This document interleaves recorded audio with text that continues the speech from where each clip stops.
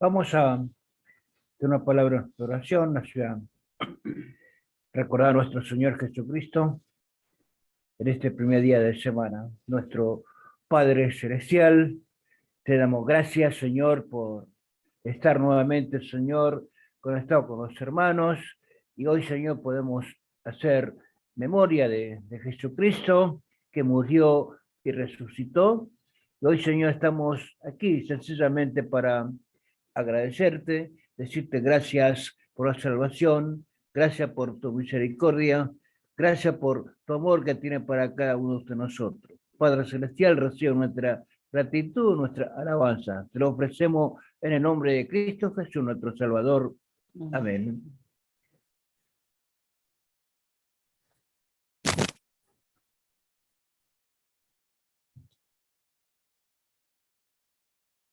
No sé, a mí. ¿Eh? Bueno, a cantar un cierto, perdón.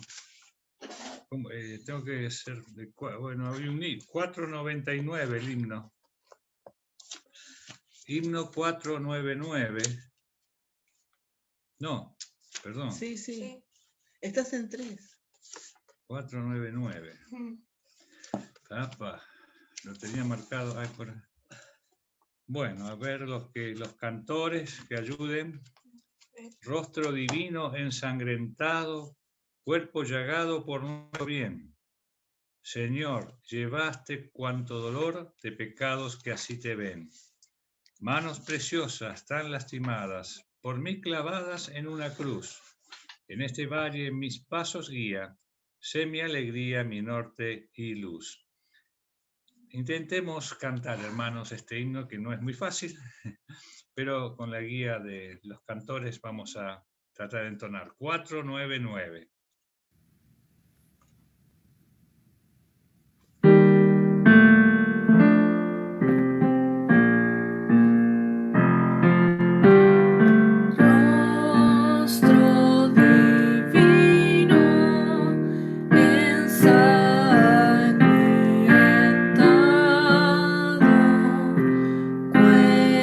Cuerpo llagado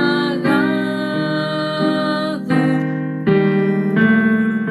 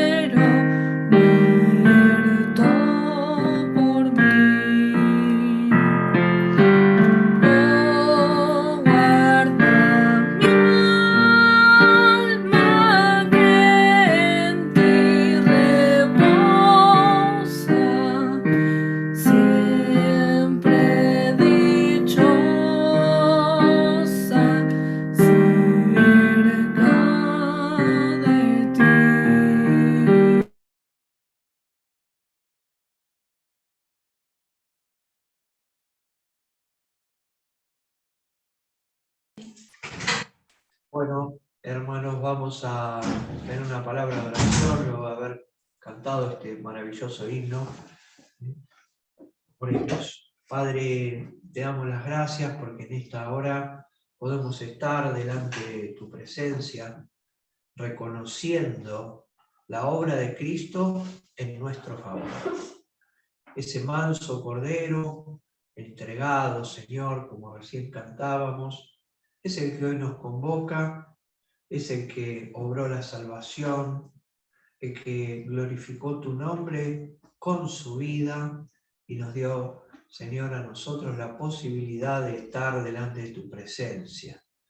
Padre, gracias. Y queremos que en esta hora tú nos guíes en todo, recibas nuestras oraciones, que abras nuestros corazones para meditar y que, Padre, podamos gozar de un tiempo de comunión entre los hermanos con nuestro Señor Jesucristo. Oramos en el nombre de Cristo Jesús. Amén. Amén.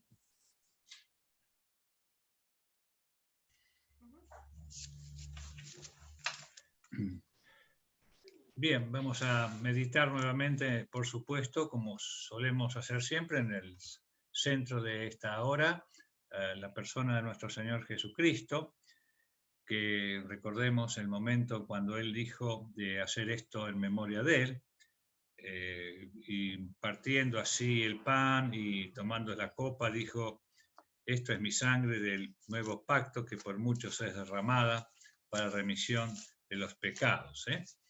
Así que la sangre de Cristo fue derramada para remisión de los pecados. ¿Sí? Y el fruto de la vid, o sea, que es el vino, en aquel entonces no usaban vino en ese día porque era Pascua, sino uva no fermentada, ya que simbolizaba el pecado. Para esa fecha de Pascua no la usan. Hay grupos cristianos que también siguen con esa idea de seguir usando el fruto de la vid, o sea, sin fermentar. Pero eso no era bíblico, no era un mandamiento bíblico que lo podemos hacer toda la época del año, ¿no? Era para el pueblo de Israel en ese momento de Pascua. El símbolo de la vid, el fruto de la vid es símbolo de la sangre del Señor Jesucristo.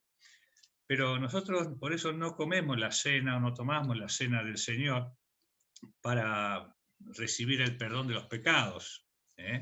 Nosotros no hacemos esto para recibir el perdón de los pecados. Algunos creen que deben hacer esto para recibir cada semana el perdón de los pecados y así tener aceptación delante del Señor, ayunar y confesar los pecados cada uno antes de participar. Yo tuve conocimiento porque he estado presente hace unos años en una iglesia donde tenían esta costumbre. Antes de tomar la cena, hacían pasar a todos aquellos que hubieran hecho un pecado y confesarlo públicamente. No saben los líos que se armaban. Bueno, pero en cierta medida no hay que hacerlo porque el Señor dice, a través del apóstol Pablo a Timoteo, que cada vez que nos reunimos tenemos que hacerlo con manos limpias. ¿Qué significa eso? De confesar delante del Señor los pecados para tener así limpieza en el sentido de estar en comunión plena con el Señor. Pero vuelvo a reiterar, no tomamos la cena para recibir perdón de nuestros pecados, sino que al revés, como hemos recibido el perdón de nuestros pecados, tenemos entonces la libertad de poder acercarnos al Señor. Es un acto de conmemoración. ¿Qué conmemoramos? La muerte del Señor Jesucristo. Así que, y Él dijo que lo hagamos cada vez que nos reunimos. Bueno, ustedes saben que la palabra de Dios, todo lo que está registrado en las Escrituras, no se ha registrado de una manera caprichosa o simplemente para que tengamos alguna información de todo lo que el Señor hizo, dijo y quiso que aprendiéramos así nomás. No. Todo lo que está en la palabra de Dios tiene un propósito eterno. Eterno. Hay muchas cosas que, según el apóstol Juan, dijo que el Señor Jesús hizo muchísimas cosas, tantas, que no entrarían, es por supuesto, una imagen para dar una idea de todo lo que el Señor Jesús hizo y dijo, que si se escribieran en un libro no alcanzarían los libros del mundo, no alcanzaría el mundo para entrar los libros, no habría biblioteca, por así decirlo, que almacenaría los libros de las cosas que el Señor Jesús hizo. Para dar una idea de que hay muchas cosas que el Señor dijo y no están registradas, pero estas que se han registrado, ¿para qué han servido? Han servido para que nosotros creamos verdaderamente que Jesús es el Hijo de Dios y para que creyendo en Él tengamos vida eterna en Él. Ese fue el propósito de Juan. Juan siempre tuvo el propósito de mostrar la deidad de Cristo, de Jesús. Y ese fue el propósito. Y por eso cuando ustedes leen el libro, el Evangelio de Juan, van a ver que siempre Juan termina con una especie de glorificación del Señor Jesucristo. Y que todo lo que el Señor Jesucristo hizo y dijo, nunca lo hizo en forma independiente del Padre, siempre en dependencia del Padre. Eso es vamos a leer una historia que nosotros conocemos y nos parece muy familiar y quizás nos hace realmente poner gozosos, contentos, una historia que parece ser secular, parece ser simple, sencilla y que nos da un ejemplo, pero tiene un proyecto o un propósito por el cual se narra, un propósito profético.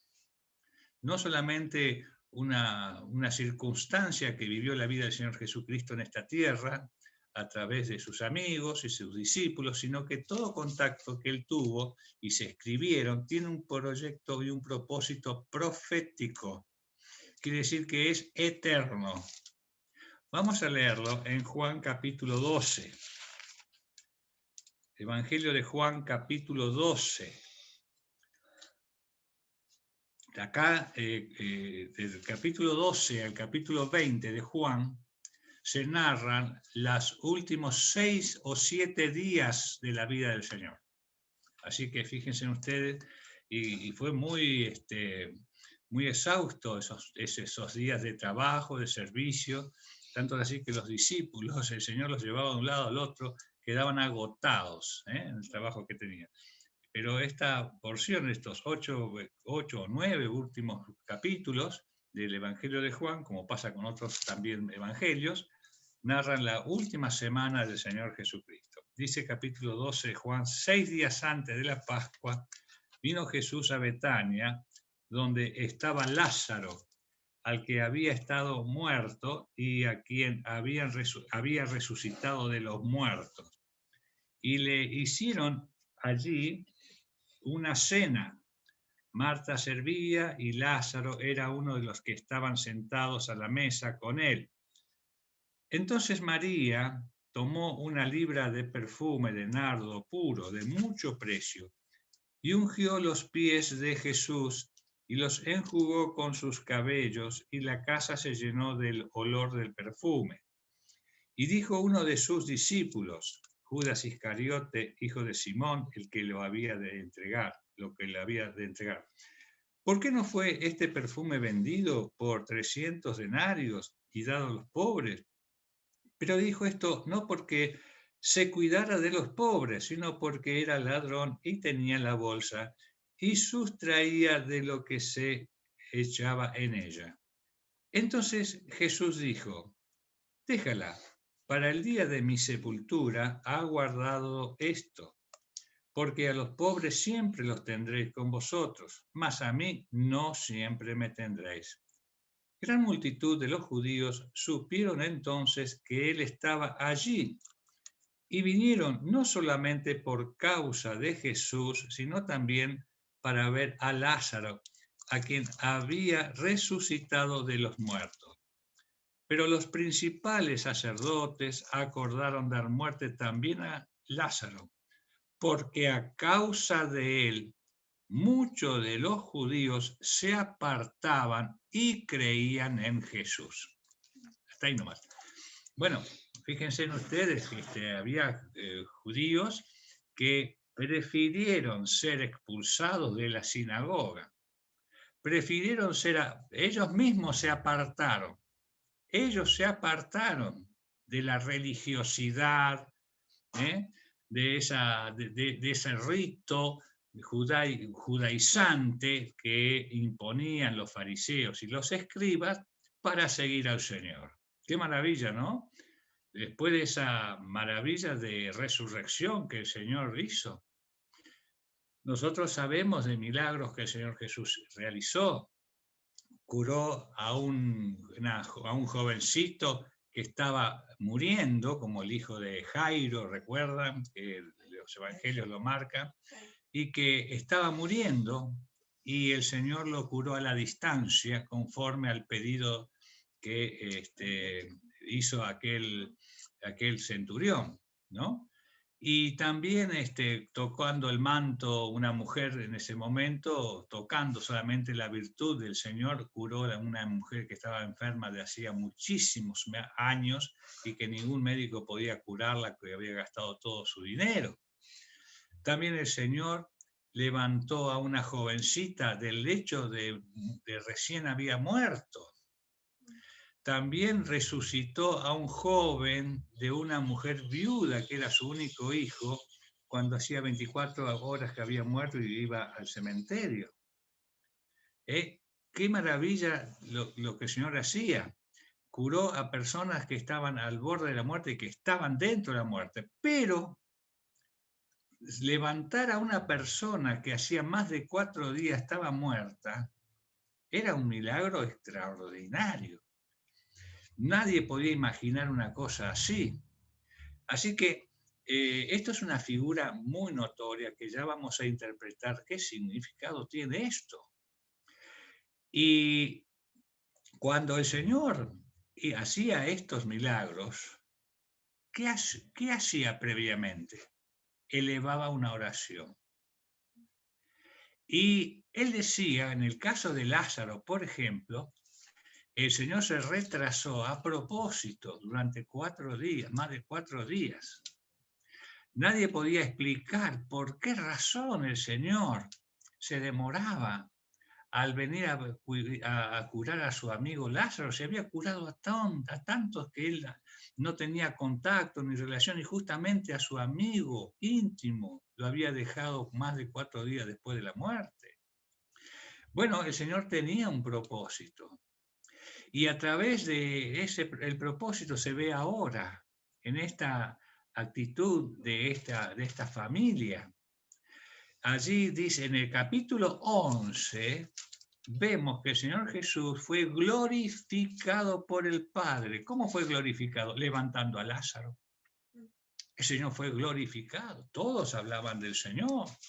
Glorificaban al Señor por esto que el Señor había realizado.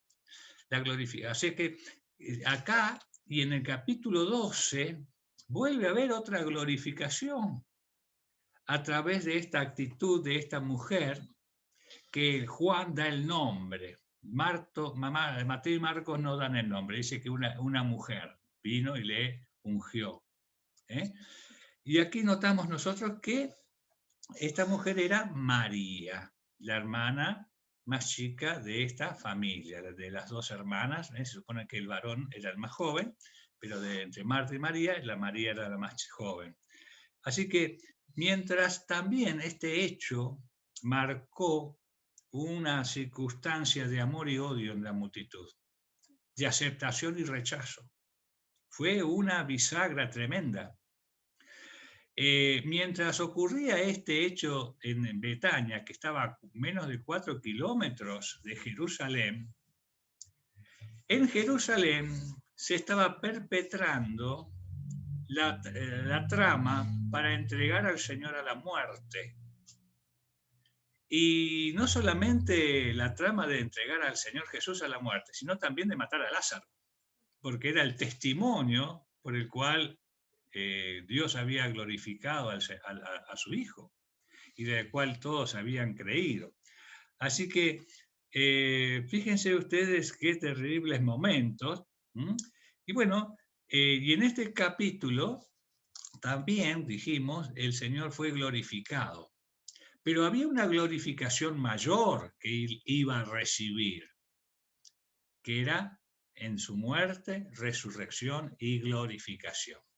Por eso si leemos el versículo 23 de este capítulo, el Señor Jesucristo dice esas palabras. Jesús les respondió diciendo, ha llegado la hora para que el Hijo del Hombre sea glorificado. Ahí está la glorificación plena y el propósito por el cual había venido a este mundo. Todas las circunstancias que el Señor Jesucristo vivió en esta tierra, y especialmente en su ministerio durante 3 años y medio, era para esto que acaba de decir él.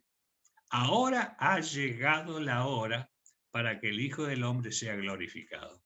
Esa era la glorificación final. Así que todo lo demás era un vislumbre, una demostración de su deidad, pero la glorificación final iba a ser como la muerte de él en la cruz. Así que iba a ser la victoria final. Y Lázaro era una demostración de esa victoria final.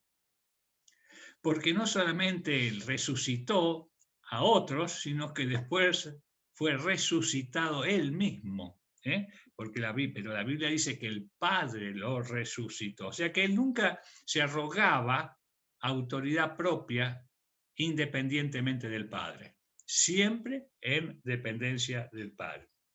Así que nosotros vemos acá que el Señor Jesucristo triunfó sobre la muerte, levantando a Lázaro, pero estas circunstancias de este hecho, digamos, familiar, de esta cena, de esta comida, de estas circunstancias que al Señor lo honraron con esta comida, es un hecho que tiene una trascendencia más allá de ese momento que ellos vivieron, que el Señor manejó, el Espíritu de Dios manejó.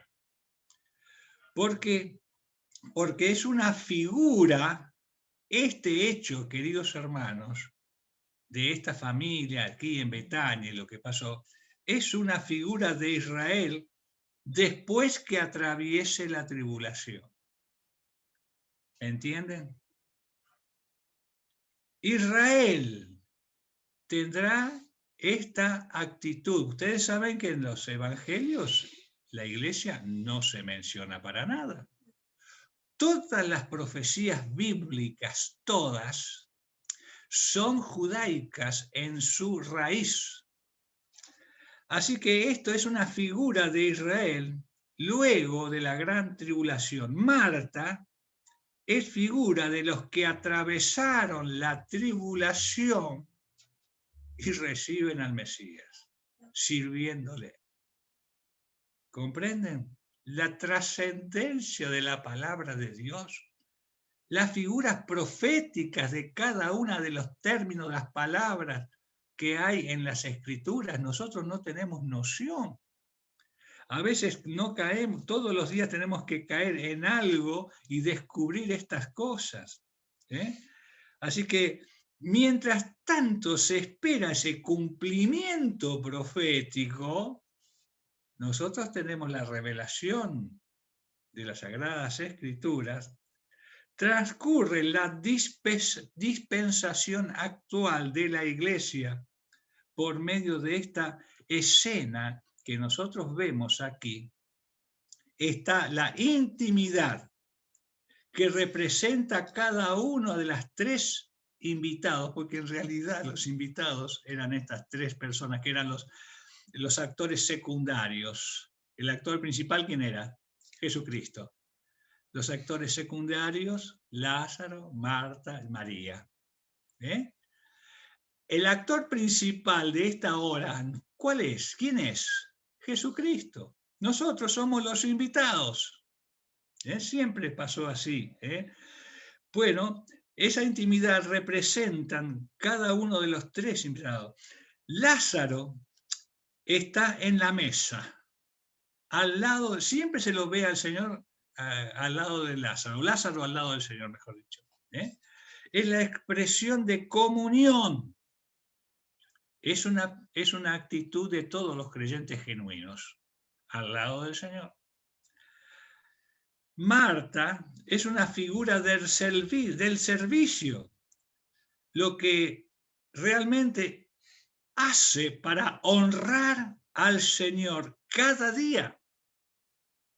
Pero notemos una cosa, la actitud de Marta en esta reunión, en esta hora que ella está sirviendo, que es la que siempre está en el servicio, es una actitud, una figura del servicio. No se queja, no se está quejando acá, aprendió la lección, lo hizo con devoción, con alegría, y lo hizo con esa don y ese talento que el Señor le había dado, y estaba honrando al Señor con su servicio, Pero ahora, como dijimos, Marta, sin quejas, que es como debe hacerse. Y María es la porción suprema de la vida cristiana. ¿Cuál es la porción suprema de la vida cristiana? La adoración. Es la acción suprema. Por eso, queridos hermanos, estar presente en la adoración en el momento que Él nos pide estar es la hora sublime. Es la expresión sublime y suprema de la vida del cristiano genuino. María, ¿qué hizo? Ungió los pies, aunque Mateo y Marcos dice la cabeza, pero se entiende porque ellos dieron énfasis a la realeza del Señor Jesucristo. Mateo era el que escribía el pueblo de Israel, ¿no es cierto? Y lo hacía como el rey. El rey era como una figura, como se ungían a los reyes y a los sacerdotes y a los profetas en misión especial. Así hizo María.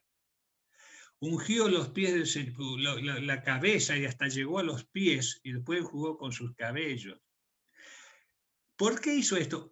Por una actitud de gratitud tremenda. Ese nardo también se usaba mucho para los embalsamamientos, o mejor dicho, no se embalsamaban los cuerpos en Israel, se los ungía con grandes cantidades de estos tipos de perfumes para evitar la descomposición externa del cuerpo, ¿no? Que no se sintiera el olor. Eran nardos muy costosos y ella lo derramó completo. No sabemos si ella lo hizo en forma expresa o entendió todo, pero yo creo que sí. ¿Saben por qué?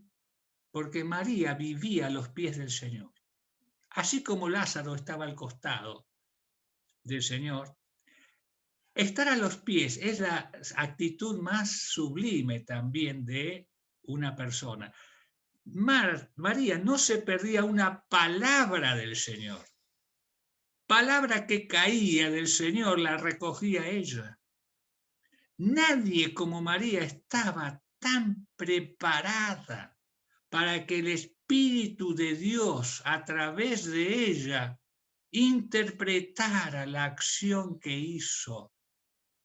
Si lo hizo conscientemente, ha sido porque el Espíritu de Dios se lo reveló de una manera imperceptible quizás a los ojos de los demás, pero en la práctica notamos nosotros que a través de su actitud ella entendió por revelación directa del Espíritu de Dios, y eso como producto de haber puesto voluntariamente siempre a los pies del Señor, y eso le dio cabida a ella para que el Espíritu de Dios trabajara en ella y no en los demás. Los demás interpretaron que era un derroche. Ella interpretó que era todo lo que tenía que hacer, lo más costoso, y lo hizo porque ella estaba preparada, y el Espíritu de Dios obró en la persona que estaba preparada y estaba en condiciones de recibir esa revelación. Hermanos, qué maravilla esta actitud de esta mujer. Así que, hermanos, como María, todos debemos tener también esta actitud de ungir los pies del Señor por gratitud, por lo que Él hizo.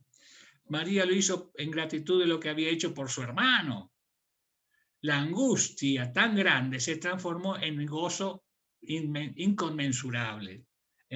Y ella estaba así preparada para esa excelencia de esa actitud a la persona del Señor Jesucristo. Y la resurrección de su hermano le reveló a María esa excelencia hasta ese momento ignorada por ella. Ellos ignoraban quizá la excelencia y por eso fue necesario que la muerte de Lázaro pasara más de 4 días. Su corazón rebosando de amor por su Señor y la deidad reconocida por ella y Dios manifestado en carne estaba frente a ella y ella entendiendo perfectamente lo que iba a pasar. Así que, ¿cuál es nuestra bendición? ¿Saben que mayor que la de María? Mayor. ¿Por qué? Porque bienaventurados, más bienaventurados los que no vieron y creyeron. Y Efesios nos dice que nosotros hemos sido bendecidos con todas las bendiciones espirituales en Cristo Jesús. No tenemos necesidad de una bendición más, de agregar una bendición más. Tenemos todas. Tenemos mayor bendición, mayor privilegio que incluso la de María, porque tenemos la revelación completa, plena de esa obra realizada por el Señor. Estamos a la par de poder interpretar y recibir la misma aprobación que tuvo Abraham. Abraham creyó sin haber visto. ¿Se acuerdan? Abraham creyó y la aprobación que tuvo Abraham por el Señor fue esa. Ese fue el motivo de la aprobación, que sin haber visto, él creyó como si ya lo hubiera obtenido. Así que nosotros tenemos la aprobación de aquel que fue hecho justicia por nosotros. Y a través de la fe, nosotros le hemos recibido como nuestro Señor y Salvador. Y disfrutar de esta bendición plena de ser hechos hijos de Dios por la obra que Cristo hizo en la cruz a nuestro favor. Que Él sea glorificado a través nuestro por medio del Espíritu Santo, glorifique al Señor por medio nuestro y así esta adoración de gratitud llegue a su presencia y seamos aprobados como todos aquellos que fueron aprobados, como caso de María, Abraham, tenemos ese privilegio. Y sea glorificado el nombre del Señor una vez más a través nuestro. Que el Señor nos bendiga. Oremos, hermanos. Padre Celestial, te damos gracias por este momento, te damos gracias porque podemos estar reunidos aquí alrededor de esta mesa. Gracias porque podemos ser tus invitados, Padre. Podemos estar adorando, recordando y celebrando a nuestro Salvador, el Señor Jesús. Realmente nos sentimos bienaventurados, Padre, porque un día le conocimos, un día nos arrepentimos de nuestros pecados y ahora tenemos esta esperanza viva puesta en nuestro Señor. Padre, gracias te damos por ese enorme sacrificio que hizo Cristo en la cruz del Calvario por cada uno de nosotros y te queremos agradecer en esta mañana con vidas en adoración, con sacrificio vivo, Padre, adorándote, no solamente esta hora, sino en cada minuto de nuestra vida, Padre. Ahora hemos de compartir el pan y el vino, simples elementos, Padre, que simbolizan nada más ni nada menos que el cuerpo de nuestro Señor y la sangre preciosa que nos limpió una vez y para siempre. Por eso te queremos agradecer una vez más por esta salvación tan grande y por tener esta esperanza puesta en Cristo Jesús. Padre, gracias te damos en el nombre del Señor Jesús. Amén. Amén.